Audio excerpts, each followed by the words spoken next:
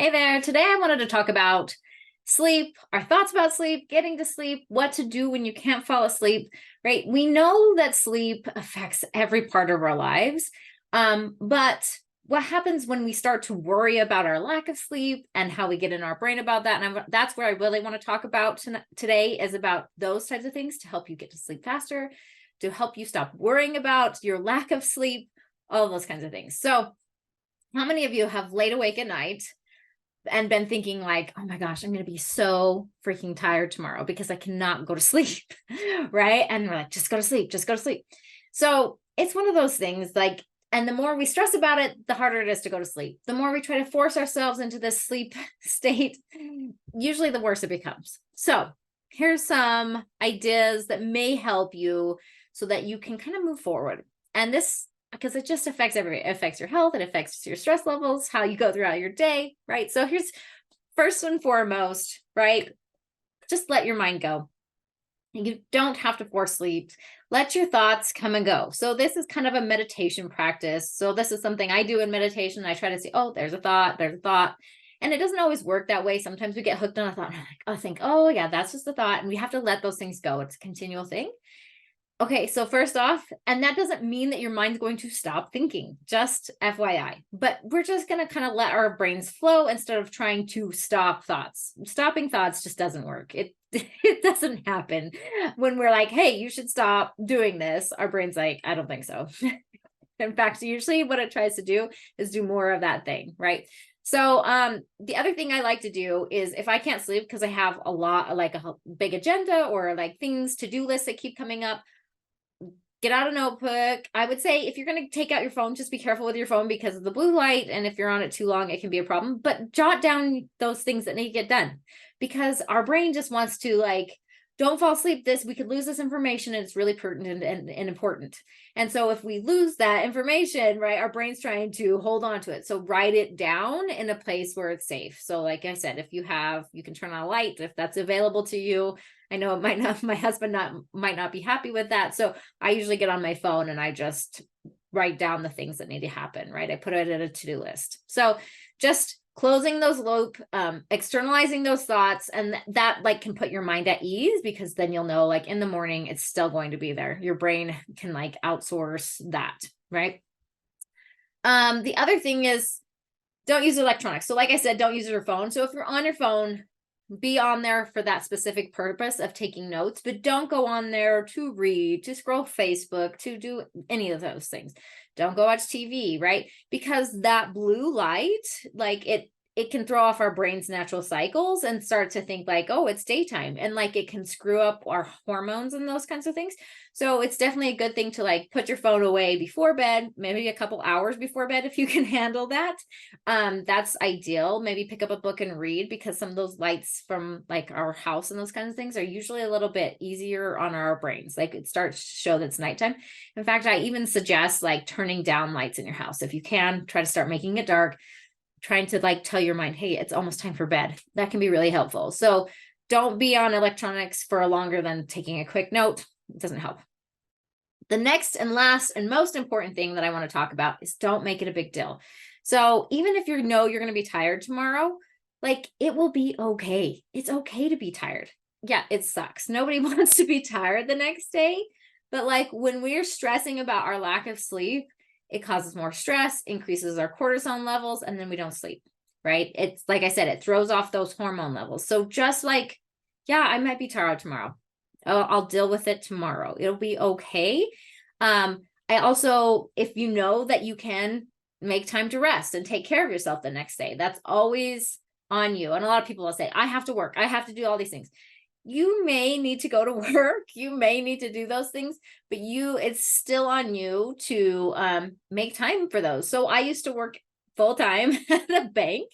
And if I needed a rest on my lunch break, I would go out and lay in my car and take a nap. Now everybody's like, I can't do that. That's not an option for me, right? I can't fall asleep in my car. I can't do those things. But I like to always think that rest is just as important as sleep. And I don't know if that's even actually true, but like, that's where my brain goes. Like, even if I'm at night and I'm like, I can't sleep, I'm like, it's okay. I'm resting now. And rest is what's important. Yes, we need to get those, those full cycles, those REM and all that kind of stuff, cycles that are going on. That's really important for integration of our brain and our health and all those kinds of things. But sometimes I just remind myself rest is really good. So it's the same thing during the day. Like, if I cannot actually physically take a nap, you know what I can do? I can go and rest. I can turn off my phone. Literally, this is something to think about, literally turn off your phone. It's kind of amazing. You can do that. You don't even have to just shut off. You can turn it off and just rest for 15, 20 minutes, 10 minutes. Sometimes literally I will take naps that are 10 minutes long during the day. And a lot of people are like, I can't do that. It's because most people have never tried. They just assume that they can't do that. But resting does not necessarily mean sleeping. Sometimes it literally means sitting in a chair, just closing your eyes. That's all you can get in, right? It is, your body can use that as a time to relax. You can focus on your breath. You could do meditation. You could let your brain just free thought all the way around. But like, just don't make not sleeping a big deal. I know that sounds like a crazy idea that people are like, what do you mean? But the more we stress about it, the worse it becomes. And just maybe this thought that rest is just as good as sleep when we can't get sleep, maybe that will be helpful to you, because I know that's helpful to me, especially when I had younger kids. It's just like, I need to rest. So even like a lot of times parents will be like, I can't get my kid to sleep. I'm like, it's not always about getting your kid to sleep.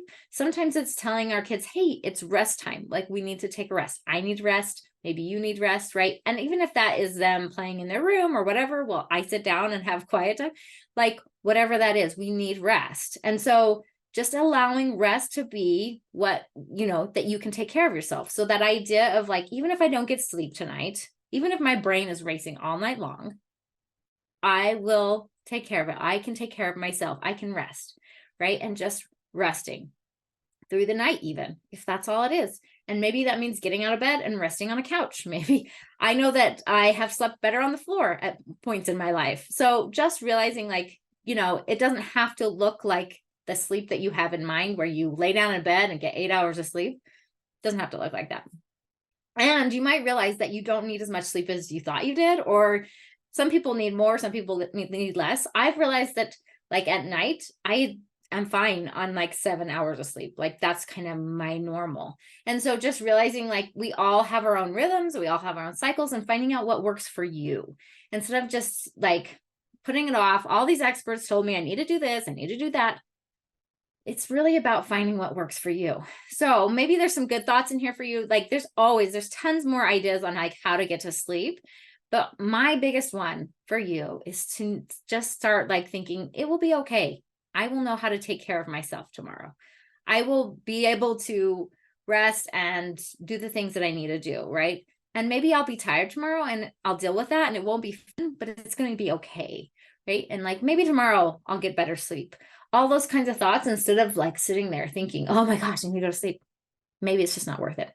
So anyways, and you can always, if you do have a sleep disorder, definitely go see a healthcare professional, a doctor, whatever the case is, and get those things taken care of.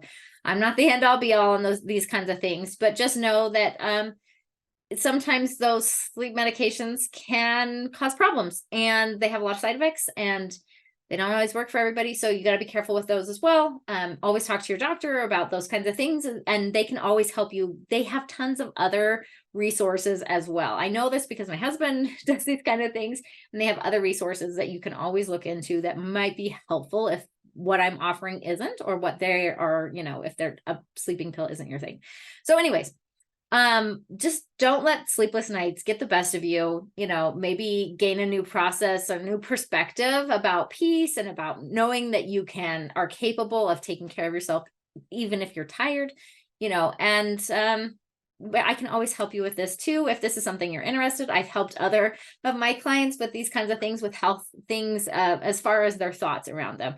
It doesn't mean that I'm necessarily the one, providing those health ideas, but like I can help them to get the things that they need done without the stress and the worry around their medical things. So That's something I do. And all of these things play into your entire life. Your health affects your business, it affects your family, it affects all the things.